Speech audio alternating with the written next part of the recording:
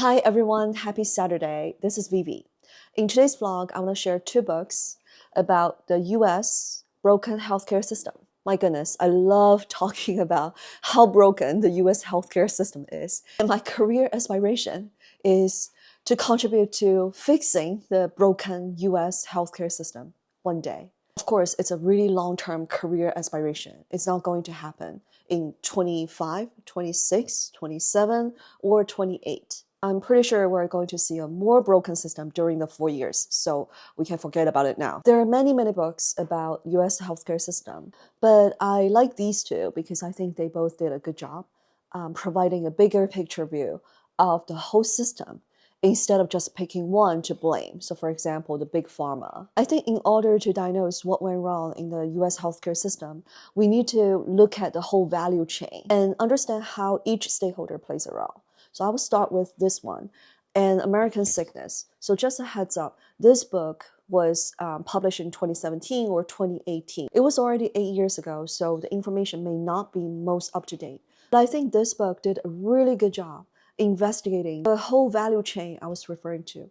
It's not just big pharma, it's diagnostics, testing companies, insurance, medical device companies, hospitals, physicians, etc., and etc. You can see how everyone in this value chain work together to bankrupt the US healthcare.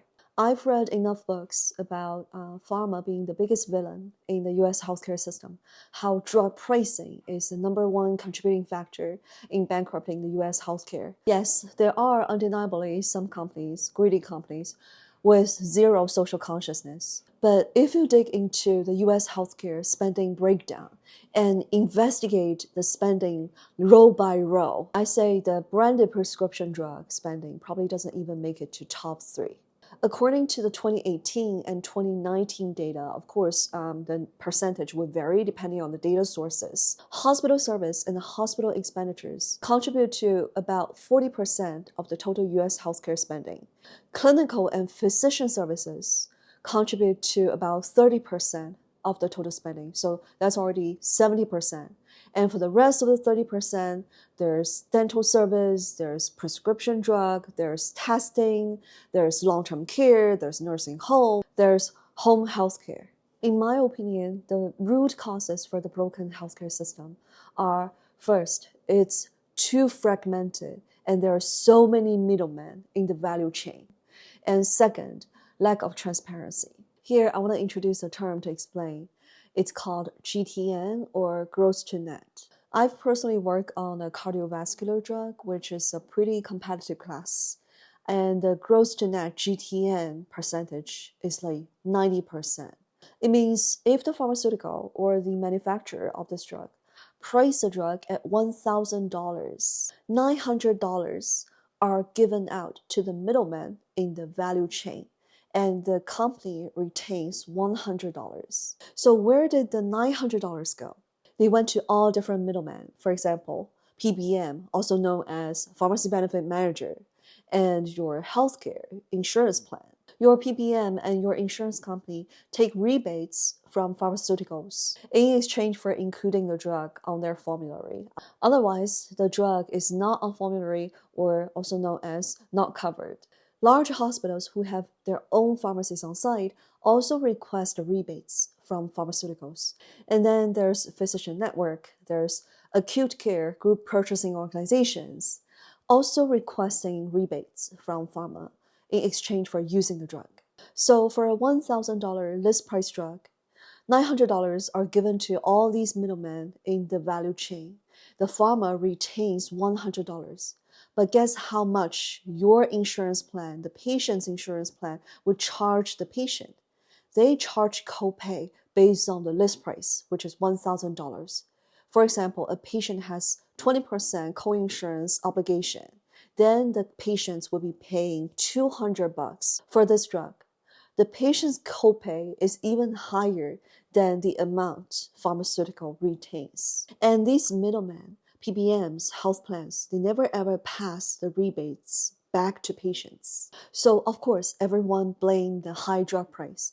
But the truth is, the PBMs and health plans prefer higher drug prices In that way, they can get more rebates. Now, going back to this book, I think this book really provides a comprehensive view of how the system runs instead of painting pharma as the single biggest villain.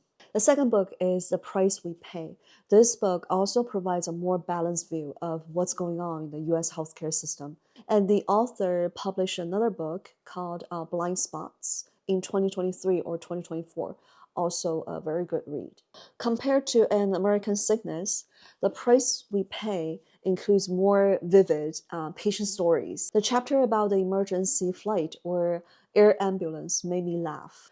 My son was admitted to Johns Hopkins in 2021 and stayed in hospital for about 2 months. He was discharged and then admitted again. So 2 times. He was transferred from the local community hospital to Johns Hopkins by ambulance. And I got this like $2,000 bill. And I stayed with him in the hospital room for about 2 months. There's a couch near the window. And every day you can sit on the couch and see through the window the air ambulance or the helicopter like flying around and then back and forth and landing on the rooftop of another Johns Hopkins building. So I was like sitting there because I had nothing to do. So I was like counting.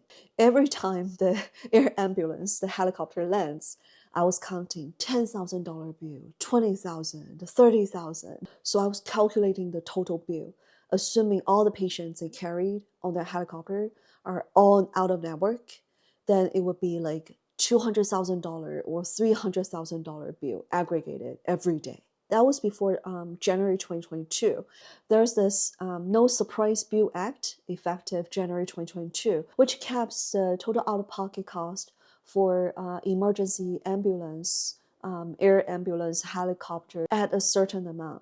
But that doesn't include Medicare, TRICARE, and then it has to be for emergency. And of course, a patient needs to have insurance. If the patient uses the air ambulance for non-emergency purpose, she or he can still get the 10,000 or 20,000 bill. You know what? Just book a helicopter tour for $500. Don't book air ambulance for non-emergency purpose. All right, that's today's vlog. An American Sickness and The Price We Pay. 2 books about why US healthcare system is so broken.